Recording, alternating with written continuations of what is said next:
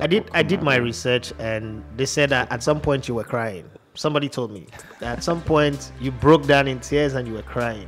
Is it true or is it rumor? It's true. What happened? Why did you broke down in tears? You see, you pass through a lot, and just like you want to build a business, and you don't have money, you're starting from nowhere, and finally you made it. That's tears. That tears of, oh, it's not just that you achieved the same way a Olympic gold medalist cries when he or she is being they put the medal around your neck. That's the same thing. That's the tears of joy. That's like the athlete is crying not because of anything, but when the athlete remember for the last 5 years, 10 years, 20 years, I've been working hard for this. Oh, it means a lot to the person. It means a lot. That's what actually makes the person a champion. Not the gold medal, not the silver medal. What makes you a champion, it's the process you went through. That process, knowing that you worked for this. It wasn't something, you didn't steal the medal, you worked for it. So you earned it. Yes, you earned it. So some people say, oh, why don't you, maybe they could have a helicopter or a chopper just take you there. I say you're boycotting the process. Bro, the real thing is to go through the process. When you go through the process, it's in you. Even when the medal is stolen, even when the reward is taken away from you, but you know you pass through the process and you know it's part of you. It's you, yes. And that's what makes you. That's what makes you a champion, not even the medal. Okay, so your next challenge. Yeah, this one is going to be pretty difficult. This is territory that you've not been to. First off, everything you've been doing is within the African space. So yes. I can understand that visas are not really complicated, even though traveling within Africa could be very, very complicated. I've done it and I know how difficult that can be. Sometimes it is easier to travel to Europe than to travel within Africa. Take, for instance, if you want to go to Gambia, yes. You take 6 hours from Nigeria to Senegal. You get to Senegal, it takes you another God knows how long to get to Gambia. Gambia is inside Senegal. Yeah, I never knew that. The funny thing is how I went to Gambia, I heard about the fish in Gambia. Okay. That's all that took me to Gambia. No business, nothing. They just said that Gambia have great fish. Yeah. And I went to Gambia. But then the process, the fish, I can't remember the taste of the fish anymore because of the stress that I went through.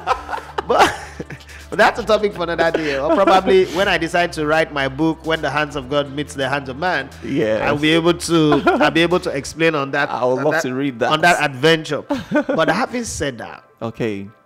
Mount Everest. It wasn't Mount Everest at the beginning. I know that the name was changed and was called Mount Everest in the 19th century because of a German surveyor. Yeah. I mean, an Indian surveyor, and they named it after him. It's between Nepal. I've been to Nepal, but I've not been to Tibet. Yeah. It's between Nepal and Tibet. Yes. And the southern side is in Nepal. The northern side is on Tibet. Yes. So it's the Himalaya mountain region. Yes. You are going to go through the most difficult terrain on the planet Earth. Yes. If you go through China, it's terrible. Yes. It's a communist country. Yes. Their ways are different. Immigration is different. They are suspicious of everybody. Everybody is a spy. Yeah. If you go through India have the worst bureaucracy in the world. Paperworks are lost like every minute. So you can even get lost in India. I'm just telling you. Yeah. And you can't get to Nepal any other way out. Yes. Either you go through China, so you come in through Tibet. Yes. Or you go through India, so you come in through Nepal. Yes. So I've not tried to climb mountains before, but I've gone through this region. So yes. I'm just saying, however, all this African trip you've gone to, none of it have cost you past 2 million naira. No. Good. This is a trip that if you're going to attack Mount Everest, yes, you're looking at a budget of 10 million naira. Maybe that. Not up to, but way more than that. Good. So 10 million is your baseline. Yeah. How do you plan to achieve this? Whoa. Honestly, I can't tell because I can't really tell. I hope I get sponsors, and or maybe I'm putting up a GoFundMe and see how that will turn I think out, you should do the GoFundMe. I don't know, but it might just happen. Yeah. You're not the video, but it might just happen. Yeah. So, but another thing I'd advise you is you really need to do plenty media tour. You have to be everywhere, all and about. Tell the story, repeat the story over and over and over again until Nigerians get engaged in it. Do a lot of Instagram live. It doesn't matter whether it's one person that is viewing you or two persons. Yeah. Do a lot of stories. Tell the story to the point where the world listens to you, and be honest about it. Don't try to paint color, beautiful color. Yeah. All of the negatives you face, tell the story. You're not destroying the image of Nigeria. It's your truth. Tell your truth. You're going to come to a place where somebody will say, you know what, I want to join this campaign. I want to see you climb Mount Everest. If that's all you achieve for the rest of your life, it's fine. And it would... I remember when we started here, we would do a show from morning to night. Nobody listens because we sit the back and we know nobody listened. Like there was no one person listening.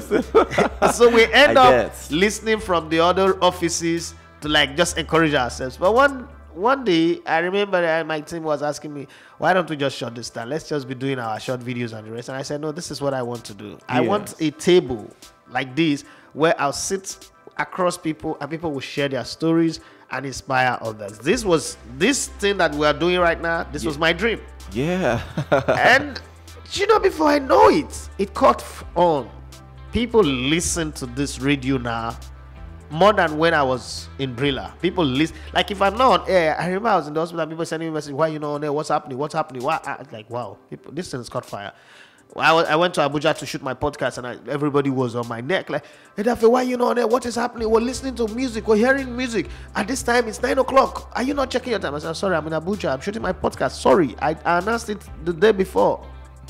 So it's the same thing. Yeah. Like you said, the principles are the same across all walks of life. Sure. If you conquer fear doing skydiving, you conquer fear climbing mountain, you conquer fear jumping into the river to swim, you conquer fear going into the wild to view and tame wild animal. It's the same thing. It's the same thing. The principle is the same. Yeah. Different event, but the same principle. So I think it worked for me.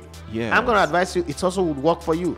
But now, you sound, all the stories you've told is sweet. This man, Kilimanjaro, tell me the country story now.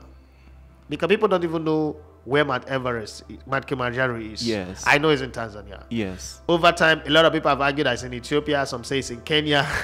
I've heard people say, some say it's in Uganda. But I know it's in Tanzania because I went to Tanzania. You know, I was traveling, trying to see different places. I've actually been to the foot of Kilimanjaro, but not climbed it. Climbing it is not my thing. Yeah. Now, what was the paperwork process like? Okay, the paperwork process. The first time I remember I was with you last year, 2000 and was it 2009, late 2019 or 2019? Yeah, and before the COVID came. Yeah, before the COVID came. So I was getting ready for to do the Mount Kilimanjaro, but I bought the tickets. I thought it was visa on arrival. So I went to the airport to fly. When I was getting there, they told me, no, it's no longer visa on arrival for people with Nigerian passport, that I have to obtain a visa here in Nigeria. So I had to, cancel the trip. And while I was waiting to get the visa and all that stuff, COVID struck. Yeah. So travel protocols and travel things changed. All of a sudden, all those things changed. So I wanted to be sure. You have to go get some COVID stuffs and get yourself tested, vaccinated, and all that stuff. So 2021, I told you I'm a fitness trainer, so I have had clients that I train online. So that kept me very busy until November. I fixed the date. I said I'm gonna fly. So I called my travel agent. I said, okay, find me what it takes to get a Tanzanian visa. So they called me and told me, okay, it's gonna take 15 working days or something to get a working a visa to Tanzania, and it's e-visa, so I don't have to appear. So I paid, and 2 days after I got the visa, and I fixed a date to fly as well. So when I got to the airport, I made inquiries. So what are the things that are required? I said I have to get the PCR COVID test. Wow. Yeah, the PCR COVID test, and at Afri Global. So they said without it I can't fly in, so I can't get into Tanzania. So I got that, and flew straight to Tanzania. Sleepover at Ethiopia, Addis Ababa. The next day continued. So it was it was more than a day. Then flew straight to Kilimanjaro International Airport. So, which is in Moshi, the town called Moshi. So Moshi is the town where you have Mount Kilimanjaro. That's the highest point in Africa. There are other mountains there. There are Mount Meru and one other mountain, but I didn't climb that. I was there to climb Mount Kilimanjaro. I mean, why climb the small ones when you can take on the big one? Yeah. Yeah. I got there.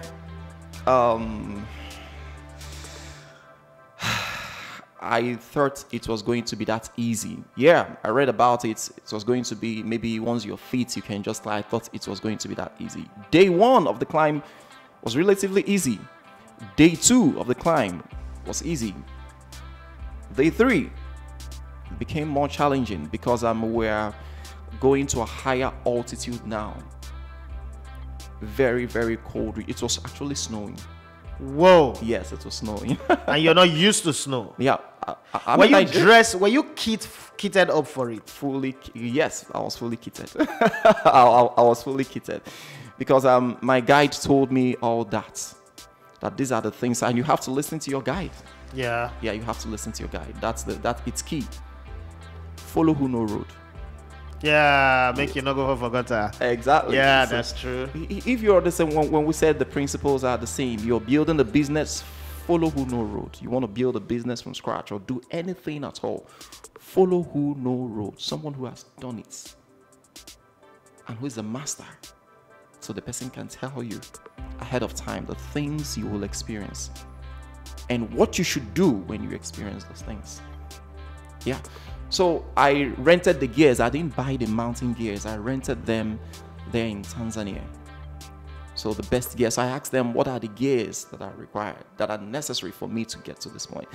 They told me all the gears. I rented them for $300 and moved. So day 1, like I said, it was easy for me. Day 2, as someone who has been climbing before, day 2, it was easy. Day 3, we got to Kibo. That's the hut. It's called the base camp. So it was snowing, and I had a severe headache because at that altitude, it was cold. It was very cold. Day 4, it was time for me to get to Kilimanjaro, what they call Kilimanjaro. Face your fear. Yes, Kilimanjaro. My guide walked up to me and told me the things I should expect that night. It was 11:30 p.m. It was 11 p.m. So he prepared my mind for that climb. Say by 12 midnight, I'll be leaving for the summit. So you carry water, snacks? Yes, I was carrying. My water got frozen, ice, so I couldn't drink it. I have videos. Yeah. No, we'll take some of the videos, definitely. Yeah, I have videos. You are listening to Elegbete TV Radio.